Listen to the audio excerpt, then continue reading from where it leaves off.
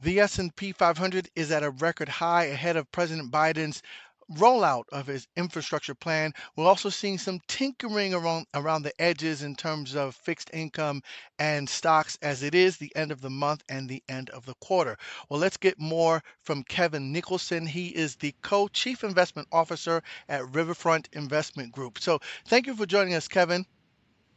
Thanks for having me. I want to start first with the Treasury market. We're seeing some quarter end buying, pushing yields on the 10-year note off of that 14-month peak.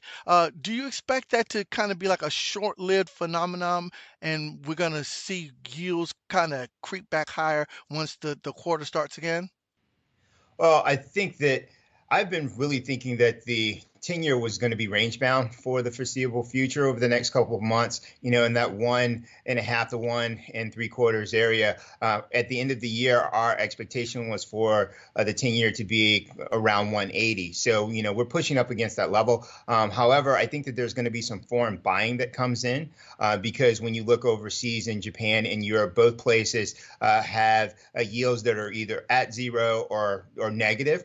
And so when you factor in hedging costs and everything, they pick up about roughly 100 to 115 basis points in incremental yield. So I think that there is going to be a natural buyer there. So I don't really see yields going much higher in the short term. And what about the picture that we're getting? I mean, consumer confidence is at its best since the crisis began. Today, we got some news that jobs hiring the best in 6 months. Manufacturing activity in the Midwest is roaring, if I could say that. We do have one little kind of weak spot seen in terms of housing. The housing numbers haven't been all that great. I mean, doesn't that kind of mean inflation is kind of bubbling around?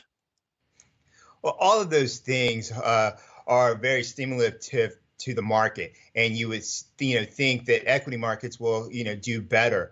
But I think the one thing that we have to remember that right now there's a lot of excitement in the markets because of the announcement of infrastructure deal potentially or infrastructure plan. Well, but the thing that people have to remember is that along with that is going to come a tax plan and tax increases. And so you kind of have to temper some of that a little bit. As far as inflation is concerned, we haven't been too concerned about inflation. We've been saying all year that inflation was going to be a 2022 2023 issue, and a large part of that is because you continue to have technology and innovation come about, and that in itself, technology and innovation typically dampens inflation and is more deflationary because it drives prices down. So talk to me about this infrastructure plan. I mean, we're hearing suggestions that it could be between $2 and $4 trillion, and I'm wondering how do you play that as a fixed investment guy? Do you say, hey, the U.S. is going to be issuing too much debt, let me stand on the sidelines, or this is too good to pass up, let me get in on it here, and where on the curve do you get in? Or do you say the best place to go is corporate? Let me buy the corporate paper of these infrastructure companies, these material companies. Well, I mean, we have played the infrastructure from the equity side because we think that that's where we're going to get the greatest benefit.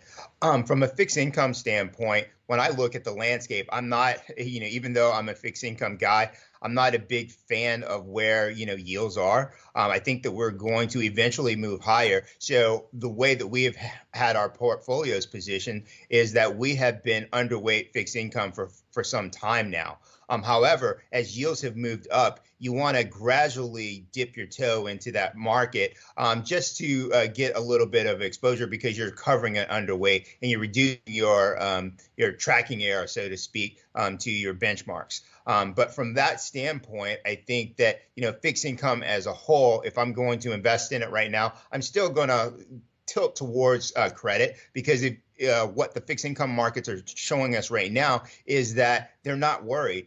Credit spreads are continue to tighten a little bit. I mean, they had slowed, but they're started to pick up again, and it's a risk-on market right now. as we're seeing as the S&P is making new highs. I like you because you're a fixed income guy who doesn't mind talking in stocks. I looked at our last time together in December. Since then, back then the yield on the 10-year note was below 1%. Now we're at about 1.71, flirting with 1.72. What does that mean for stocks? As it looks like the yield on the 10-year note is starting to give more competition in terms of the dividend yield on stocks. Yeah, I mean, when you think about it, up until about a month ago, stocks had the advantage when you were comparing a dividend yield versus the yield on the 10-year. Right now, I think that the dividend yield on the S&P is around 1.5, and where the 10-year is out yielding it by 20 basis points or so. So that for some buyers, depending on like insurance companies and things of that nature, they're going to have to buy fixed income regardless. But there are other buyers out there that now have a decision to make, and that decision is just because that yield on the 10-year has moved higher. I think that over time you will see more people gravitate towards fixed income as it gets closer to that 2% on the 10-year.